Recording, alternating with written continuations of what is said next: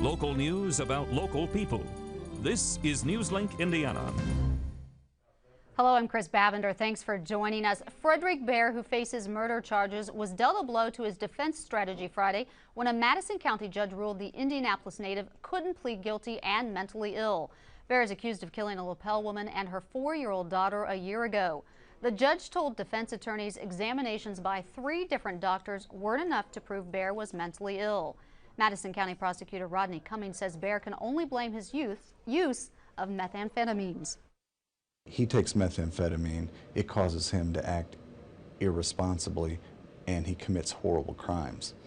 That is not a standard that we should accept to avoid responsibility for your behavior. Baer's attorneys say he will now plead not guilty in hopes of avoiding the death penalty. The Anderson City Council will form a committee to work with the firefighters union, the city, and administration to find a solution to budget problems. Newslink Indiana's Aaron Schweitzer explains. We want to be part of the solution and not part of the problem. For months, the Anderson Fire Department has dealt with a tightened budget. We're going to hear the same old story that, there's just not enough money, that there's only so much money that they can work with, and then that's it. But if we can work together to try and come up with some solutions, some alternatives. The problem came when the fire department's overtime budget was cut. You can't cut the overtime and cut the manpower at the same time, or we're just going to keep digging a hole that's deeper and deeper. A few months ago, the fire department had 130 firefighters, now 128, but they worry the city may want them to reduce staff to 120 firefighters. I think we've taken as much of a hit as we possibly can. We're running as minimum staffing as we can.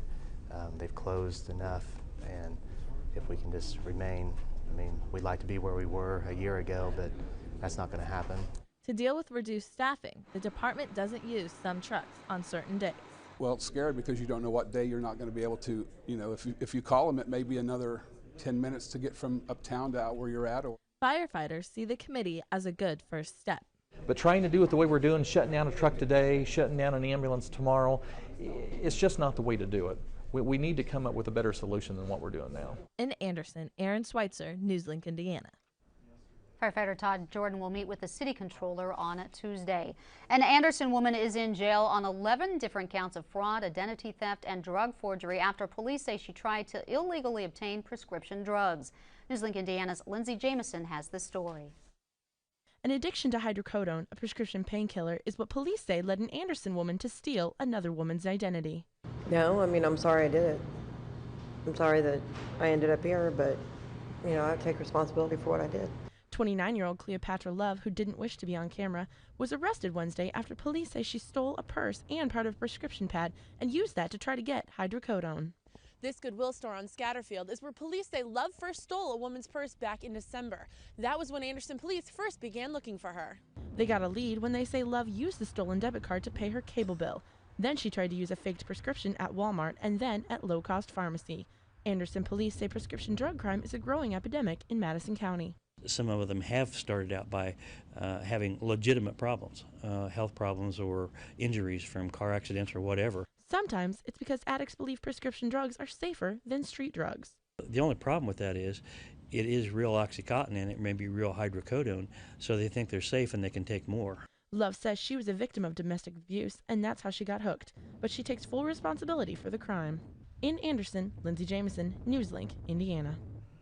Love faces 7 Class C felony charges and 4 Class D felony charges. She could be sentenced up to 86 years in prison if she's found guilty. With crude oil prices reaching nearly $54 a barrel, consumers have started to see the rise in gasoline prices. According to the Energy Information Administration, prices in the last week have jumped 15 cents and are up 32 cents from a year ago. Prices are around $2.15 in Muncie, topping off at $2.16 where customer Arnie Abrams stopped to fill up. How much would you be spending a week making $5.15 an hour? You got to pay $2.16 for a gallon of gas. Right. That's going to add up in the long run. The price of crude oil, which has risen consistently since the beginning of the year, determines nearly 50% of the price you pay at the pump. The Richmond Municipal Airport is being considered as a test site for a new type of aircraft. According to Inside Indiana Business, the Richmond Airport could be the test ground for the small aircraft transportation system, which would be conducted by several groups, including NASA and the FAA. The purpose of the SATS program is to integrate the latest aviation technology into smaller airports. Airport officials attribute their consideration to their location and size. The 6-week zoning battle is over. The tattoo studio is open for business in Marion. Newslink Indiana's Jamie Jones discovers what's so unique about the business. Force Studios opened its doors in downtown Marion yesterday, and owner Josh Perrin welcomed a unique first customer. Our first customer today is my father. He has no tattoos, no one in my family has tattoos. Perrin, a photographer and artist, wants the community to know he doesn't own a tattoo parlor. His business is a multi-dimensional art studio. He hopes to feature local artists and Ball State students' work in his gallery. But it was not easy for Perrin to bring his business to Marion. 3 days before we opened, which would have been February 1st, we were told to go and talk to the planning office, and they told us that we were not zoned for this, and basically tough, get out of town, you're not welcome here. Perrin and his partner, Jack Christian, had to apply for a special permit to operate in the Old Manship Survey Building. Councilman Mark Smith declined to comment, but Perrin says Smith voted against the shot because he disapproved of their work. In the meantime, Perrin continues to dream about expanding his business. We would like to continue to build this business. There is an open space right next to us. We'd love to be able to expand next door. In Marion, Jamie Jones, Newslink, Indiana.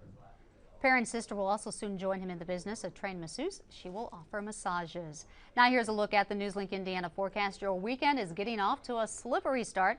Friday night snow is likely with an inch or two of accumulation possible. The snow will blow around with winds of up to 25 miles an hour. The low will drop to 18. Saturday there is a chance of snow showers, a 30% chance. Otherwise expect mostly cloudy skies with a high of 29, and it will still be breezy. And looking at the 5-day forecast, a slow warm-up is on the way. Temperatures will hit the 40s by midweek, and we'll start to see some sunshine. That is Newslink Indiana. I'm Chris Bavender. Join us Monday for more news at newslinkindiana.com.